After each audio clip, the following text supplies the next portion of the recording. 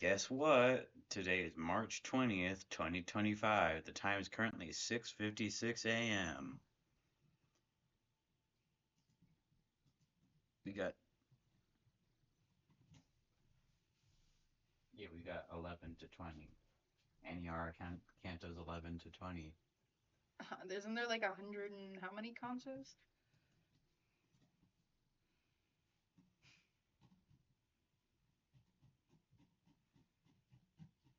Like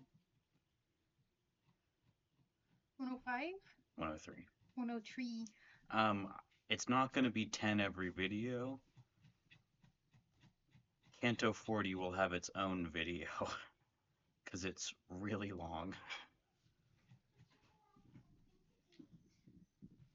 11.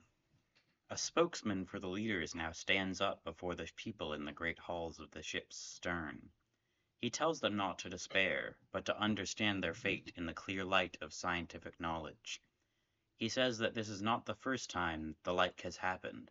60 years ago, a big Golconda having on board no fewer than 14,000 souls was lost. Going towards Orion's belt, her instruments disintegrated. She dived at wildly increasing speed towards Jupiter and was engulfed in its deserts and buried under the giant star's heavy casing and deadly mattress of frozen hydrogen, which, to a depth of about 1,000 miles, armor that evil star with ice-cold gas. Things could have been just as bad here, but we are luckier, he says, not having crashed onto any star. Our journey lies ahead of us, a lifelong journey to an end, from which there is no possible escape. 12. The jazz bands goad us in a crazy dance. The girl I partner uses every chance. She hails from Dorisburg and says quite frankly that though she's danced up here for several years in Aniara, there's no difference in this yerg from what we used to dance in Dorisburg. So long as we are dancing we are clear that everything is wonderful up here. There's Daisy Duty swaying from the hips, with all the slang of Doris on her lips. Glorious nonsense, just as in the yerg we danced, or thought we did, in Dorisburg. You gamba down, dear, and go jail and dory. You've never seen me dazzled like a lorry. No Chadwick bothers me, you know, pouts Daisy. I piv and pitsy loll up on my lazy. Never quarrel with my morals as I fondle with my rondels, and wathed in tarry gimble with my gondols. I feel bewildered as we sway and swing. The grief I nourish threatens to take wing, as with this human child I dance the yerg, and baffle space with slang from Dorisburg. This was originally written in Swedish. Um, just a fun bit of what? Yeah, a fun factoid, and also to explain to some extent what the fuck that was. Anyway, 13. In the sixth year Aniara flew on with unbroken speed towards the Lyra. The chief astronomer addressed the emigrants on the scope of space. He held a delicate glass bowl.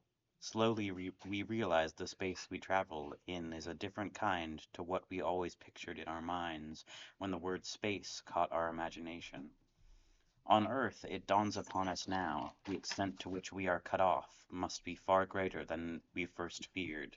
That knowledge was a blue naivety which from a measured dose of thought inferred the mystery had form. We gather now what we call space. This glassy void round Aniara's hull is spirit everlasting and elusive, and we are lost in oceans of the spirit. Our spaceship Aniara is born on in something that has no container and needs no directing brain stuff. She is born on in something which exists, but need not follow in the ways of thought. Though God and death and mystery she go through God and death and mystery she goes, our spaceship without trace or goal. Oh, could we but turn back to our base, now we have fathomed what our spaceship is, a tiny bubble in a glass of God. Listen to what I know about glass, and you'll see.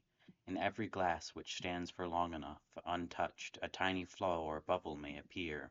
that moves with infinite slowness to a point within the glass, and in 1,000 years the bubbles made a journey in its glass. So too in boundless space a gulf of light years forms the arcades which enclose the bubble Aniara.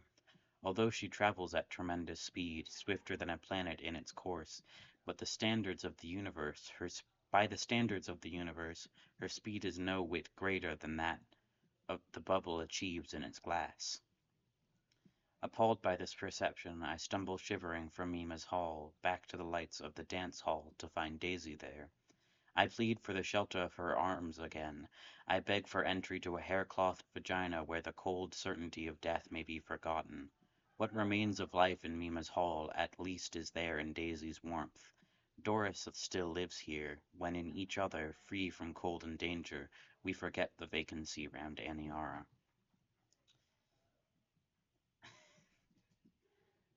Has okay, good. Audio's working. Every time that I'm quiet and I look at the thing and it doesn't say anything, I get scared that the audio isn't working again. 14. A group called Ticklers has been formed. They meet to tickle and be tickled. Most are women, though the leaders are men, and call themselves and are called the Kindlers, an ancient word from pre-Goldondic days. The word appears in the Blue Archive. It is connected in some way with food in an ancient sense, and with flames. More I do not know. As a child at school I remember seeing a naked flame on one occasion. It was lit from a piece of wood, which was shown round. It spread smoke and even a little heat. Then, when everyone had seen it, the twig was dipped in water and the pretty flame put out. Wood was rare then, it was plentiful in pre-Goldondic days, but since, owing to the radiation disaster, scarce. We were quite excited, I recall, as we stood there in a ring and saw the 12 twiglet flame, but that was long ago. Alas, so very long ago. 15. I turn off the Mima, go my rounds, and listen to the emigrants and to the crew, and hear an old space sailor's tale of Nobby, obviously his love story. She was hardly good looking, my little Nobby, pale and scarred by radiation burns.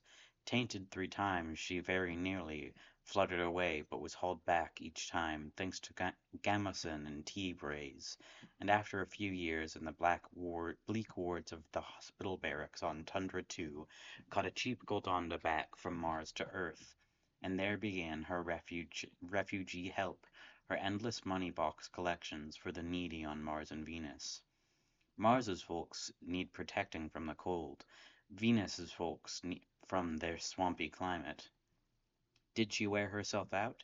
You bet she did. To go on, I fell very much in love with little Nobby, and cannot forget the poor snatched chances we ever got for Love's Dream on Tundra 2. The few times I was there, a mere volunteer in the 15th Goldonda then, named Max, built for the Venus trip, but later rebuilt for the refugee and rescue runs to Tundra 2. The 32nd War had just ended. Control Plan 3 was carried through. You all know how things were, a new Dick at the helm, tortures in the cells for those who hadn't voted for him. The rest already sufficiently subdued, their rucksacks donned, were hustled off on convict Goldonda 7 for 3 years turf digging on Tundra 9, one of the worst tundras to be found on the whole slum planet. We were there once, but enough of administrative pretense. The way the card index was juggled was worst. The hard and heartless and the kindly ones were changed in the card index many times, at regular intervals. Human goodness was shuffled to a card index for evil, and in this ghoulish jungle of controls one must admire the Mima who can restore to proper order such a contrived chaos, for every one played at least 4 parts in the hide and seek of these spectral politics. Did you hear your name? Don't look at me like that. 16. Through swing doors which continually revolve, as swing doors do when a stream of folk goes through, a few voices are heard above the general din. All sound of despair or faith or courage merges in and is lost, and one hears scattered voices singing songs whose nature shows they are still sung with some mystic hope seeking immunity in the vacancy of space or through the Mima's visions. Soon they'll be here, my happy cast iron days, when I can proof against the fire and the cold which threatens to destroy my peace of mind. Soon they'll be here, my happy cast iron days. But the murmur grows, and all flock to the Mima, shouting as though in grievous lamentation, till Mima's comfort comes from hidden worlds, in pictures drawn from an inconceivable source. The shores of bliss reflected by the Mima shone for us hour by hour in all their glory, but now the world of bliss has passed away, slung out towards a new infinity. This saga was submerged in darker shadows by waves which even Mima cannot stay, and we are left to shiver, weak, alone. 17. The profound plunges you may seem to make into imagined depths on which you can stake some hope are all entirely without value here. For there are no depths here to reach. Here we can follow every dive you take and measure just how far, how deep it goes. Such dives make no impression on the crystal where we can see any such maneuver is a turn back to the point from which you dived. Such feats do not convince us any more. The man who is space conscious seldom dives, but should he ever essay to explore the void, he very soon comes back and divests himself of such equipment as science seems to offer for even the briefest dip into this sea. His thought, ah, his thought is merely to obtain a view of this illimitable vacancy's sole cloud, the long stiff cloud of white metal which, luminous with reflected light, lies still or seems to lie, although in truth she moves at a speed which would stand on end the hair of those who do not realize how fast we go towards the Lyra in our spaceship Aniara. I was sent out once to make a check of the Mima's cell works, and from this direction, 7 to 8,000 meters radially, Aniara looked majestic as she lay. From space's sea I saw with deep emotion our poor old Tao, so far from Doris's land, as she drew patiently on toward the Lyra from space's Zanzibar, with the slave burden of our time. This brand of ivory is heaviest of all, where branded with the hard name of association from an unreachable and hostile world, it grimly hampers Aniara's voyage. 18. Attempts at respite through the flight of thought and constant transference from dream to dream was often our method of seeking relief. With one leg steeped in a flood of feeling and one supported by a lack of feeling, we often stood. I questioned myself, but never quite forgot to answer. I questioned myself, but quite forgot to answer. I dreamt of life, but quite forgot to forgive. I ranged the universe, but could not travel farther, for I was imprisoned here, Aniara. 19. The woman navigator enters the Mima room and gives a silent sign that I should switch on the Mima. How sovereign she is, and how aloof. She wounds, but as a rose may wound, not always as expected with its thorn. A rose will always wound you with its rose, although the sore may seem a thorny scar. Perhaps more often it will be a mark of sheerest beauty, beauty's fire alone. How gracious Doris, now in this 6th year, changed more and more into a distant star, a sun which like a spark burns in my eye, and with its immeasurable golden needle pierces my heart through all the reaches of the intense inane. She blazed more broadly once when she was nearer, but stings more sharply now she is so far away.